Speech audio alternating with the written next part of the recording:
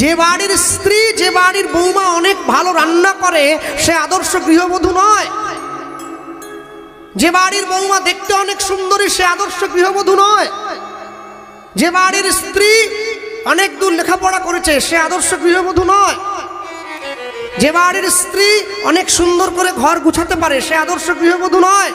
যে বাড়ির স্ত্রী নিজের পরিবারকে হাত ধরে গোবিন্দ চরণটা চিনিয়ে দিতে পারে সে হচ্ছে আদর্শ গৃহবধূ।